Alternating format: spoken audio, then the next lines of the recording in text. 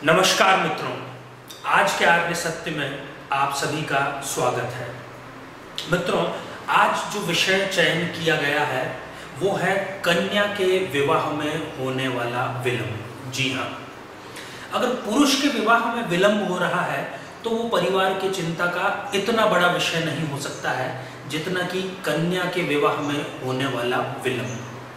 अब अगर हम बात करें कि विलंब क्या है, जैसे हर एक कार्य को होने की, हर एक कार्य को करने की, हर एक संस्कार को करने की एक उचित आयु निर्धारित कर दी गई है, वैसे ही विवाह की भी एक उचित आयु निर्धारित है। विडंबना यह है कि सरकार ने तो अपनी तरफ से वो आयु पुरुषों के लिए 21 वर्ष और महिलाओं के लिए 18 वर्ष निर्धारित कर दी है कि इससे कम के जो आयु वर्ग है वो शादी नहीं कर सकते।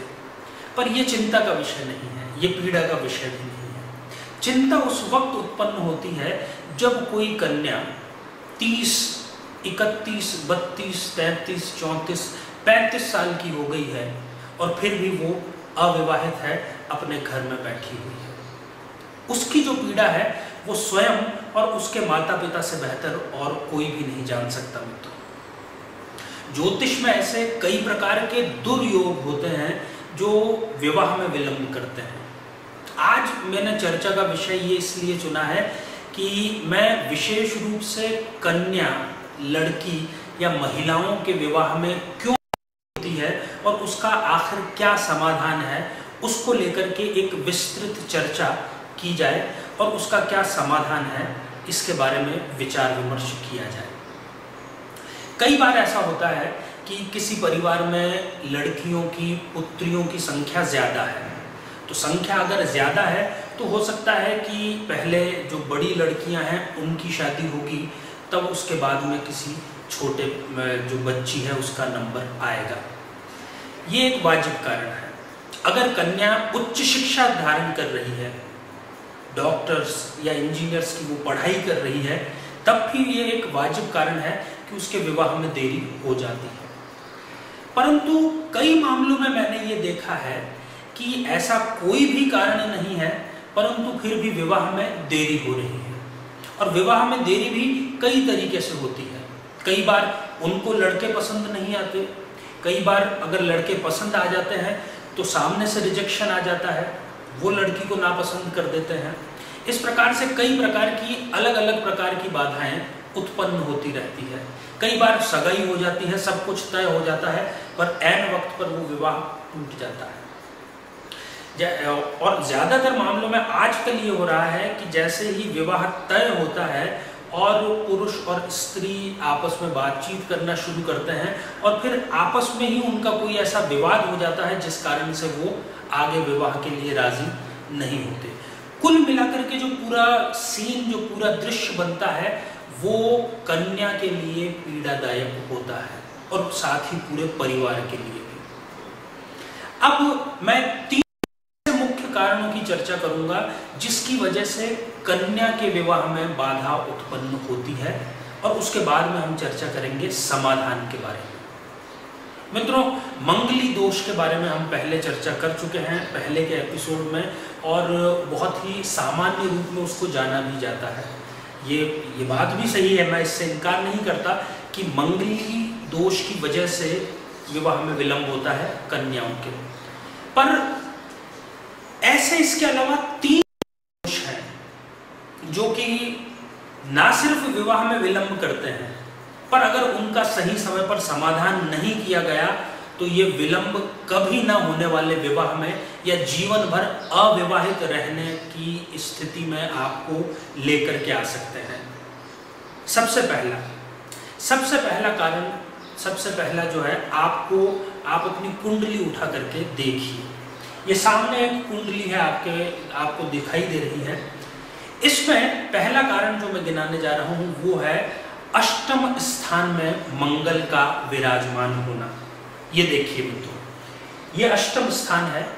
अगर किसी कन्या की कुंडली में इस स्थान पर मंगल बैठा है तो आप निश्चित जानिए 100% उसके विवाह में विलंब होगा ही होगा, इसको कोई टाल नहीं सकता।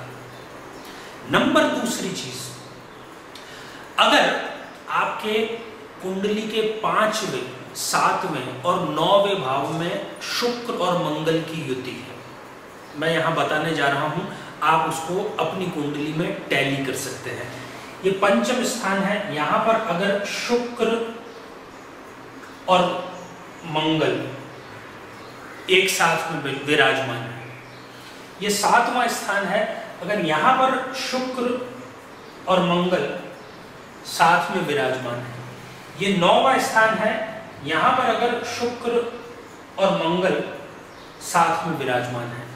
अगर इन 3 स्थानों पर शुक्र और मंगल साथ में विराजमान है तो भी आप ये जानिए कि 99% मामलों में 35 वर्ष तक महिला की शादी नहीं होगी।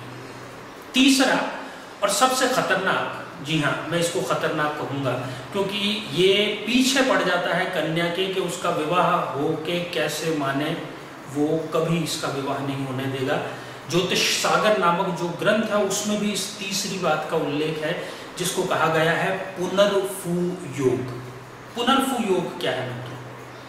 अगर कुंडली के किसी भी भाव में शनि और चंद्रमा एक साथ विराजमान है, कुंडली के किसी भी स्थान में कहीं पर भी अगर शनि और चंद्रमा एक साथ में है, चाहे वो कहीं पर भी हो, ये पुनर्फू योग का निर्माण करता है। ये 3 ऐसे मेजर योग हैं जो किसी भी कन्या के विवाह में बाधा उत्पन्न करते हैं। अगर आप में से भी किसी की कुंडली में इन तीनों में से कोई योग है या आपके घर में किसी के है तो ये वास्तव में चिंता का विषय है। पर आपको चिंता नहीं, समाधान के बारे में सोचना है। समाधान ये है, मैं 2 समाधान बता रहा हूं, आप दोनों में से कोई भी एक जो आपको सुविधाजनक लगे वो अपना सकते हैं। और सोने पे सुहागा है कि अगर आप दोनों को एक साथ में अपना लें। नंबर पहला उपाय ये है कि अगर आपके शहर में कोई धार्मिक पुस्तक की दुकान होगी, और अगर क्या जरूर होगी, तो वहां पर एक कार्तिक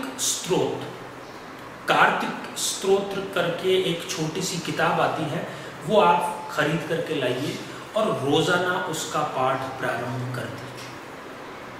इसके अतिरिक्त जो दूसरा उपाय है वो है प्रदोष। जब जब प्रदोष होता है तब आपको लगातार 11 प्रदोष व्रत करने हैं और उस दिन आपको घर में रुद्राभिषेक भी करवाना है। इन दोनों के अलावा कोई तीसरा उपाय मुझे नहीं लगता संसार में है जो इस प्रकार के योग में शीघ्र विवाह करवाए।